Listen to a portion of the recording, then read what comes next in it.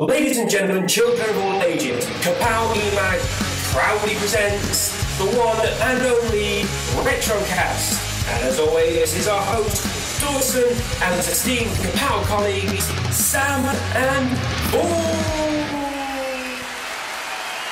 Welcome back to the RetroCast. My name is Dawson, and it's just me and Sam tonight. Sam, how you doing? I'm doing very well, thank you, Dawson. Doing very well. How are you? Yes, not too bad. Glad to be back doing the RetroCast, trying to get these numbers up and talk about some stuff we like. Back in the saddle, the old cowboys going back out into the Wild West. This is how we roll. Ooh, I need to get some cowboy music in there or something. But, what? Sorry, that was supposed to be cowboy music. We're just going to do a couple of, I suppose, bite-size podcasts about some things we've discussed recently. And we did have a few categories, but we've brought this down into just two, which we're going to speak over the next couple of podcasts. So the first one, I think you actually mentioned this one, didn't you, Sam? I think I did. We talked about it previously on one of the podcasts, and it's one of the most important things that's not always discussed with games, and that's music. And the importance of it and the impact that it's had on us, really, as growing up from U's up until where we are nowadays. Yeah, I think we listen to a lot of podcasts and watch a lot of YouTube channels as well, and a lot of real retro gamers who are properly into their retro gaming always mention the music before anything else. You know, sometimes even before, you know, playability of the game and stuff like that. I know we're both big fans of Metal Jesus. Yes, rock on. And he always goes on about, like, if you listen to, you're playing a game with the sound off, it instantly loses like 20% of its appeal. Yeah, I think it's something that when you're in the moment and you're playing it, you don't really pay that much attention to it a lot of the time. But if you go back to something years later on, the music just takes you back to being 14 years of age or 17 years of age, and then you suddenly are sat back in that seat again, aren't you? Oh, I think that's which I don't want to ruin a future podcast, but it is one of the reasons we play the games, to get those memories, to go back to when we originally played them when they first came out.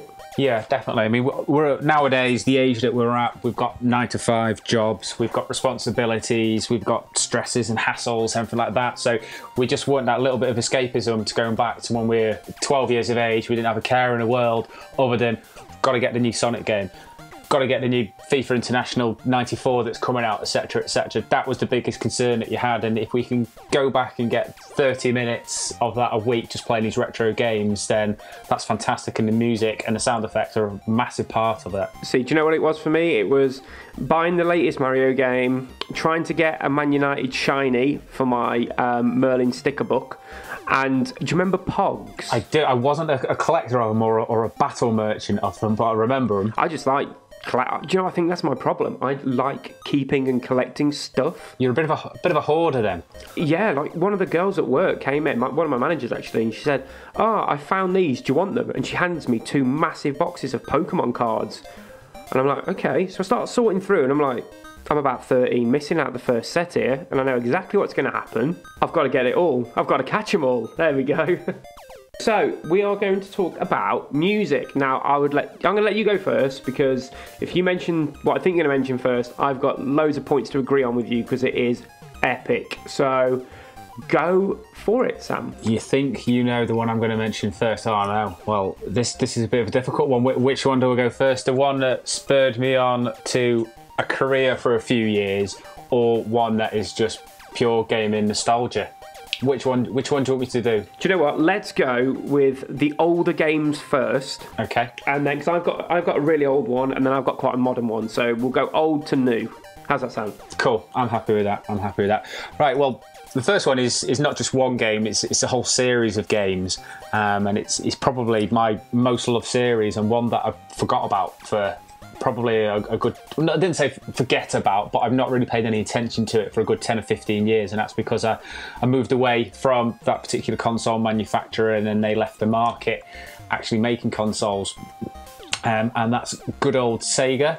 And the Sonic series. Oh, God, I shouldn't have overtalked there, should I? Right, I'll do that again. And yeah, and it's good old Sega. Sega. Boom. And everyone's favourite little blue spiky hedgehog, Sonic the Hedgehog. The classic category of game of run as fast as you can and don't die. Exactly. And then if you do happen to hit a metallic fish or something like that, then you've got to scurry around getting all your rings back, haven't you? I always have problem with my ring. I've heard about that. Is that too much? Holes has said that one or two occasions, but you know, we all have these issues, don't we? There's doctor medication for it. Yes, Dr. Robotnik medication. Back to the game. Boom. Ah, love it, I like it. But yes, anyway, whenever you mention Sonic, I'm sure everyone goes straight back to Sonic the Hedgehog, Green Hill Zone. Yes. And that music that comes in. It's just timeless piece of music that is so happy and fun and upbeat that no matter what mood you're in, it's just going to lift your spirits and it's going to bring a big fat grin to your face. I completely agree. Yeah, I completely agree. There's not many games where you can turn it on and people who've probably never played the game could probably tell you what it was from the music. Yeah, exactly. I mean, from when you plug the cartridge in and you switch the console on, you did it there. The big Sega, everyone knows that. And then when the Sonic logo jumps up and it's boom, straight away, just brings back all of the memories for you. You know exactly what you're going to get. Just fun for a 2-minute level if you just want to run around it like an absolute maniac. And then it just moves on to the next stage and next stage, and the music just keeps on getting better and better. And because the levels are so diverse and different, the musicians at that time at Sega were absolutely phenomenal, and they just matched the music with the levels that you were actually playing. So if it was like the marble zone, then you can't run around, you can't dash around those levels. So the music was a lot slower and it matched the tone and the pace of it, and it just really helped the atmosphere of the game. Do you know what? I think at the time, the games that were out, it was very much kind of, everything was quite rocky. I know that sounds silly, but the games were quite, like really, you know, the fast-paced stuff it tends to be sounding like guitars and things like that. A bit gritty. It was quite dark, a bit gritty, yeah, exactly. But the Sonic music, especially the first one, it kind of set the scene for the whole game instantly. But I'm just having a look now. I'm not even going to attempt to pronounce the Masato Nakamura. Hey, is that the guy? You've been taking lessons. I've got a little camera in your room there. It's monitoring you. Oh, you're monitoring. But yeah, it's like I said. It's when you turn a game on, and I'll mention it in one of mine as well. When you turn it on, the music hits. You instantly think, right, you know what? This game is going to be amazing. And Sonic is one of those games. Yeah. I mean, you're in a bad mood, you turn it on. 2 minutes later, you're as happy as Larry. I don't know how happy Larry was, but just take a picture of my face when I'm sat there playing Sonic. It's amazing. He must have been really, really, really, really happy when he made it. Oh, here we go. Numerous composers contributed to it, including a J-pop band called Dreams Come True. Who also did work on Streets of Rage. See, and now I couldn't hum or sing a Streets of Rage BGM at all. It's a different type of game though, I think. Where Sonic, everyone can play it. Yeah. And you will play it for hours and hours and hours. You had to be a certain type of person to play Streets of Rage and enjoy it. I mean, I love it, and it was one I was tossing up whether or not to put in or not. But yeah, I'll completely agree with you. Sonic is much more memorable. And it's not just the music itself, like the short stabs, like, sorry, not the music, the themes for the levels, like the short stabs, like when you've finished the level and you go through and you get that at the end, and then obviously it counts all your rings up and things like that. It's just like those bits which have stuck in my head for years and years. And you know, you do play some games where you do instantly forget the music because it blends into the background a little too much. But I think the great music, and I think the sound effects that were on the game weren't too over the top, so you got to hear the music a lot more. Yeah, definitely. Sometimes you can get it, and especially in a lot of the older games where you didn't have as much control over the sound effects and whatnot. Sometimes it's just completely overpowered and it was overbearing, wasn't it? And you couldn't hear what was going on. So it did just become annoying. And I remember a lot of games back in the day when I was playing these originally, I just used to put a CD on or put a tape cassette on. For those that remember those, I just used to have it muted a lot of the time. So again, if I go back and play some of these games, it takes me back to some of the music artists that I was listening to at the time that I've not listened to for a good number of years. So that's another thing that stokes these memories by playing some of these old games as well. Yeah, and not just that, but if I'm not mistaken, for both of us, it led to a very large dance track being produced and made. Yes, well, I think a couple have come out from it, but the main one for us and our main musical style that we know each other from, and we know Vaughan. Well, I know Vaughan from as well is Hard House, and is Ewok Go Back? Is that the one you're thinking of?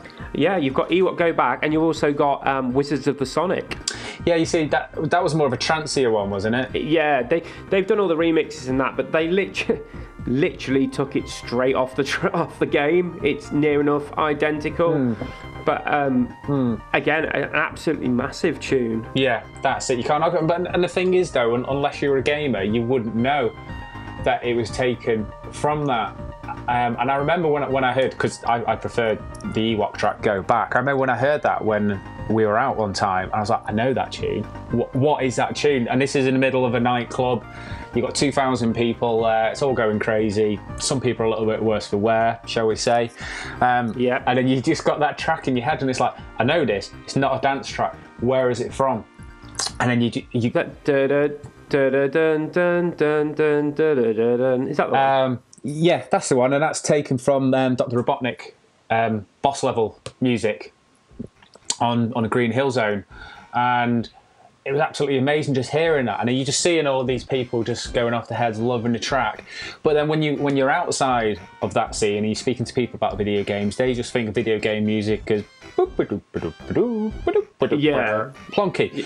Like Pac-Man Yeah, music. exactly. A lot of people have got that ridiculous impression of video games and the music and the impact of it. So it was great to hear video game music actually out in that particular environment and people loving it.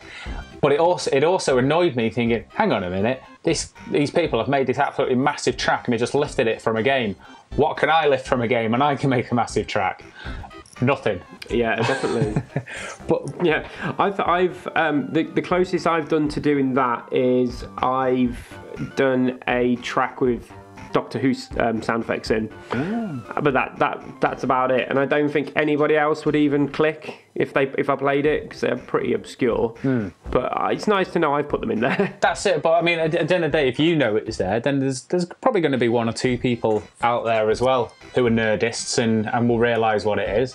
So, and you'll see their faces. Twig, and they get their electronic screwdriver out, or whatever it's called. Oh, come on! I can't believe. I don't know. I'm not a Whovian. I can't believe you just called it electronic screwdriver. What's it called? Sonic screwdriver. Well done. I should have known. You should know. As we're talking about Sonic. I'm actually looking at two of them right now. How sad am I? And 3 TARDISes.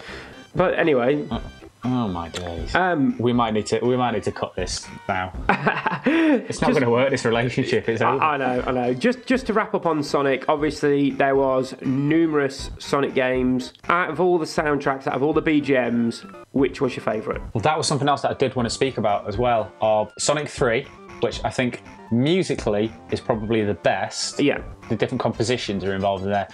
Do you know, I'm sure you do because you're an expert, do you know the top pop musician that was involved in the making of that soundtrack? No, I do not. Are you playing me for impact on this podcast? No, I haven't. I haven't got a clue. Okay. Well, to be honest, I didn't even know there was one who worked on it. I thought it was just the original composers from the games. But no, here we go. Crikey. But I'll give you a drum roll now. Well, this is going to blow your mind. Well, actually, I'm going to give you 3 guesses. A pop star, a male pop star that was absolutely huge at the time. When I say huge, I mean godlike levels of music. So, go on, have a guess. Rick Astley. There's no Rick rolling going on here. I'm never going to give you... No, we ain't going to go into that. Can you imagine what the soundtrack would have been like with him? absolutely amazing. I don't know. 93 was it? Did you say? Yeah, it was massive. I was still at school. 93. I was just starting high school. Well, I'll give you a clue. Okay. If you were just starting high school, you may have been of interest to them. They were obviously female. No, they were male. Really? Yeah. Obviously, this is all hearsay, and I'm not making any allegations. But do you want me to tell you? Yes. Go. I'm on the edge of my seat. Okay. Unfortunately, he is no longer with us, but it was the one and only Michael Jackson. What? Are you seriously not aware? Really? Of that? No, I'm not. See, I love this. Every day's a school day. Michael Jackson. The one and only Prince Michael Jackson of music. Yeah. That's crazy. I did not know that. Yeah. What it was, he loved the Sonic games. He was a big fan of them, and I'm sure you've played Moonwalker. Yeah. The game, arcade game made by Sega, and then it came out on the Sega Mega Drive, so we had a good working relationship with Sega around those sorts of years, and he absolutely loved Sonic the Hedgehog as well. One time, Sonic team were making a new game, and he wanted to have a look at a soundtrack, and he got in touch with him and sort of said, you know, I'd love to do a soundtrack with you. Okay. Him and one of his music composers, I think a gentleman by the name of Brad Buxer, Buxer. Basically, they went in, did some work on Sonic 3 for the music of it. Now, apparently, there's two sort of different stories in relation to this. One was that Michael wasn't happy with the sound system of the Genesis or Sega Mega Drive, wherever you're from, you'll call it one or the other. So he didn't want the music going in the game. Right. Or he didn't want his name being associated with it. The other side from Sega is that potentially around that sort of time there were a few legal issues surrounding Michael Jackson, so they wanted to drop him from being involved in the game. So nothing was made big Crazy. of it. But if you actually listen to a number of the tracks, they bear a good resemblance to some of his tracks that actually came out and were released on relevant albums and whatnot. And if you listen to the chords and the actual way the sounds were composed and whatnot, Yeah. they are so much better than the original Sonic and Sonic 2, etc. There's just that much more sound to it, and that much more memorable as musical pieces rather than video game music, I personally think. There's been no sort of 100% saying all of the tracks were completely removed. They were all completely remixed from what he originally did. But basically, yeah, Michael Jackson did the music for Sonic 3. That's crazy. As you've been talking, I've just been looking at it as well. And also, on the more recent games, in where is it? Sonic Unleashed, the Bowling for Soup lead singer Jarrett Reddick performed Endless Possibility, the main theme, and Megadeth guitarist Marty Friedman played the With Me final battle music on Sonic and the Black Knight. Right, okay. And Cash lead singer Jean-Paul Macalouf played the opening theme of Sonic Colors, Reach for the Stars. There you go. There's names that you wouldn't associate with it, isn't it? Yeah, I'm playing Sonic and I've got Megadeth playing. Not the ideal game, is it, really? So you're going to say, out of all of them, Sonic 3 was your favourite? I'd probably say, for listening back, the last few weeks I've been delving into a few different soundtracks, and that is the one where I can sit through all of the tracks of the actual game. Yeah. Rather than just like that one track there, I love that one track there, I love that. I can listen to the whole soundtrack. As sad as I am, I can do that. So yeah, Sonic 3 for me is my fave. How about you? See, I'd probably go with Sonic 2. I think, and it is the Master System version, which I have the fondest memories of. I couldn't sing them for you now, but Oh please, go on, Matt. I couldn't actually do that, but there will be some playing in the background. But I think I always played Sonic 2 more, because I had a Master System first, and I kind of went Master System, Super Nintendo, then the Mega Drive. Yeah. So I kind of did it kind of backwards almost. But I didn't get any of the games for the Mega Drive, and I skipped Sonic. And that's murder. I know. Well, I had Alex Kidd in Miracle World built in, and I thought that was the be-all and end-all for a good 4 years. It was the best game known to man. Is that because your parents didn't buy you any games? And he said, that's all you need? Well, this is it. I had an Amstrad CPC 464 as well at the time. And if we have many people in England listening at the moment, I used to be able to get 20 Amstrad games for £1, and they normally came on the free on the front of a magazine. Yeah, so there's no arguing there, is there, for affordability? Yeah, it's like, here we go, here's £2.50.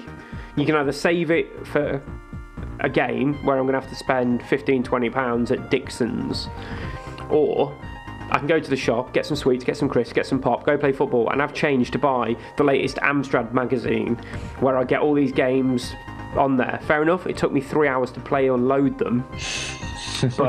But yeah, so I missed Sonic 1 until the Mega Drive when I got it with it. But Sonic 2 is the one where it kind of embedded in my brain. So, but I think if it came down to it, I think the most recognisable would be the first Sonic. Yeah, no doubt. I don't think there's any argument with that. All three are, for me, are perfect games and amazing. But yeah, Sonic 1 is the most recognisable. You prefer the Sonic 2 music, I prefer the Sonic 3 music. To be honest, I don't think we can really argue. They're all amazing pieces. And we're going to play some now for everyone. There'll be, well, it'll be the background music all the way through this, and we'll finish with a few sound effects at the end as well.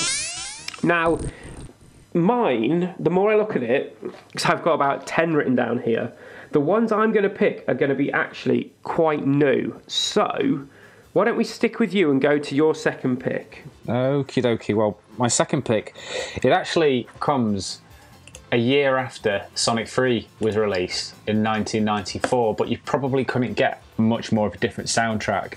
And I got this game on my birthday when the Sony PlayStation came out, and it was the only game that I had other than the demo disc. And it's probably still one of my favourite games until this day, and that's Ridge Racer. Ridge Racer! I was just about to do that, and you beat. See, I've got Sega nailed. You've got that Ridge Racer one down. Thanks. I've not been practicing all day or anything. That's it. I played Ridge Racer a few weeks ago, and it's fast. It's one of the fastest racing games I've ever played. It's insane, isn't it? The drifting abilities of it. That's just what it's built for, isn't it? Yeah, I'm absolutely awful at it, but it's a great laugh. It's a great game. It is, and when you go back and look at it, on the PlayStation, the first release, it had one track. What's that about? £40 and one track. Yeah, but as we're about to say, it's what was in the rest of the game. So what about the music stood out for you? The PlayStation, obviously, CD-based system, Sega Mega Drive cartridge-based system.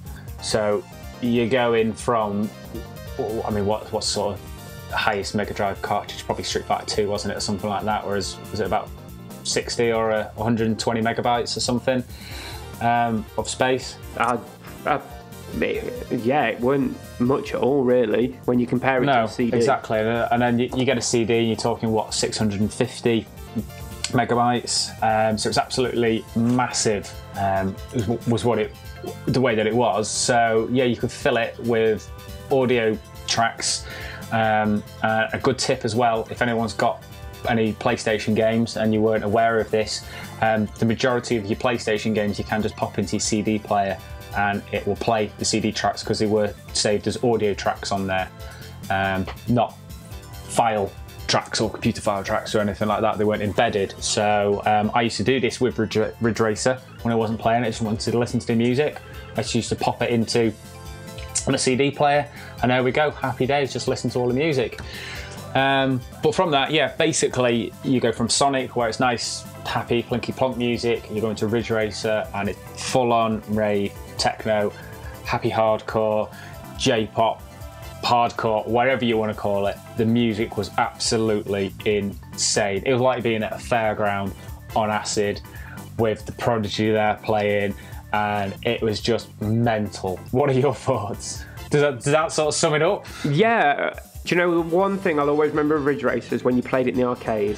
When they ported it to the arcade, it sounded loud. It grabbed your attention. It sounded incredible. And like you said, when I first found out about you could put the games into a CD player and listen to, which by the way probably was only a couple of years ago, Ridge Racer was one of those games I kind of listened to. But again, for a game which is, what did you? Do you know what? I can't even remember. Could you pick your car, or were you just put in the car? I'm gonna say you were given a car. Yeah, I think the only thing you could choose was manual or automatic. Automatic. Yeah. And there was one, maybe two tracks. It was one track, but you could reverse it. That's it. There we go. So that was it. There's your game. If you bought that nowadays, it would bomb instantly. And it was £40 as well. Normally you get a demo of a racing game where you get a track. Yeah, a track and a car. Well, let's compare it to Gran Turismo, the first Gran Turismo, again out on the same system on the PlayStation 1, and that had, what, 150 cars, 20, 30 tracks maybe? Yeah, I'm just it was. Have a look now at that one. Yeah, well, it must have had some kind of appeal, because you can't say a car and one track is as playable as, you know, any other game. So the music must have been a big part of what drew people in and made people replay the game. Like you said, it was energetic, it was loud, it was leery, it was something that you probably hadn't heard on a home system before, because it was a pretty early game for the PlayStation 1, wasn't it? Yeah, well, it was a release game when it came out over here in the UK. So, and it was obviously an arcade port from the big Namco machines, and they were just on fire at that particular moment in time, just chucking out arcade ports to the PlayStation. Yeah. Obviously, you had Tekken as well, an amazing fighting game. But yeah, it was a launch game, so it was like, right, what can we do to show the power of this console and get everyone's attention? I think Ridge Racer was just the perfect example of that. It was loud, it was brash, it was gone from 2D to full-on 3D visuals. You had the helicopters swooping over you as you were racing. You go from cityscapes to the beach, up into a mountain. Cars are just sliding all around the corners, and then you just got this thumping soundtrack at like 180 BPM. It was absolutely mental. Rotterdam Nation, that was my favourite track on it. Do you remember that one? Okay, we'll make sure that's playing in the background for everybody then. I can't think of another game off the top of my head which was as crazily hyped about Ridge Racer. As you said, it was the first racing game that went from properly, you know, you did have VR Racer. Yeah, Virtual Racing on the Mega Drive. On the Mega Drive, yeah, which wasn't really 3D, was it? It was proper, you know. It was, but it didn't. It looked very dated very quickly, didn't it? Because it was polygonal graphics, but there was no textures on them, so nothing at all. No, it was just basic. I mean, I remember when I first seen that game on, I think it was on Bad Influence, one of my favourite shows, and that I've been watching recently on YouTube because I'm that sad. I've watched the entire 4 series, but that's one of the pleasures of working from home. But yeah, I think I've seen it on there, and it was on. Yeah, Take That were actually driving it on Bad Influence. And I remember seeing it on BBC Sports Personality of the Year Award as well. They were driving it one time. I was like, this is amazing. And it came out on a Mega Drive, and it was like, bit of a letdown. It's not really working. And then shortly after that, you get Ridge Racer, everything's textured, and at the time, it looked lifelike. Obviously, it looks a little bit dated now, doesn't it? And you've got a bit of tearing of the graphics and stuff like that. And, you know, pop up all over the place. But at the time, you've never seen anything like it in the home. No, and when we, like, obviously Ridge Racer took it to the level which, it raised the bar, because everything after that needed to be of that level. It needed the catchy music, it needed to be fast-paced. Obviously, being fast music, it makes the game feel quicker when you're playing it as well. So that has a lot to do with it as well, because like I said, Ridge Racer, three racing games which still feel, and to this day I could play all day: Daytona, Ridge Racer, and Sega Rally. And they're all pretty similar, you know, quite, you know, fast-paced tracks, very similar graphics on each one of them, and I probably got my main memories about playing them in the arcade. And that's probably again down to the soundtracks, because you're in such a noisy environment. They're all trying to outcompete each other, aren't they? So it's got to be something nice and distinctive to grab your attention. So you put your pound in the coin slot. Yeah, definitely. Well, pound. Come on, let's be honest. I was playing Ridge Racer and it was 25 or 50 pence at a push. Well, I live in Cheshire, my friend. So we're posh up here, aren't we? So it's expensive. Yes. No, I mean, is it like a Ridge Rage Rover racer? Yes, that's it. That's right. You had to doff a little flat cap as well to race it. But no, I mean, we didn't really have many arcades up by here, so they were in like your Mega Bowl and whatnot, and they were always expensive up here, unfortunately. Whenever you wanted to play, you had to ensure it was a game you wanted to play. It wasn't just something, oh, well, I might as well just pump it in to pass a bit of time. You had to want to play it because it was so much money. The downfall of arcades. Oh, that's a whole other podcast. It is. And I think we should wrap this one up actually now, because we actually planned this to be a short, kind of like 15-20 minute podcast, and I'm looking at my timer here and we've passed the half an hour mark already, and we're only 2 games in. But just on that as well, before we go, one other tip on Ridge Racer: when you load up the game initially, it loads all of the data all at once. And so what you can actually do is you can take the PlayStation disc out and you can put your own music disc in, and you can listen to whatever music you want whilst you're playing. Really? Yeah. So if you don't want to hear a bit of Rotterdam Nation blasting through and you want to hear a bit of Crosby, Stills and Nash or something like that, you can just put that CD in, and you can race along to whatever CD of choice you want. It's got all of the relevant sound effects and everything, and the game also works, but it's just a completely different soundtrack. So that's another little tip. That is... Mate, I did not know that. Hand on my... See, that's twice you've stumped me this week. You've just knocked me dead on. Michael Jackson, and you can stick your own music on Ridge Racer. Yeah, this is it. I don't know if I can go for a hat trick on this tonight, but yeah, there's another little nugget for you. That's it. But what we'll do is we'll wrap up this podcast now, and in the next podcast, we'll go on to my games.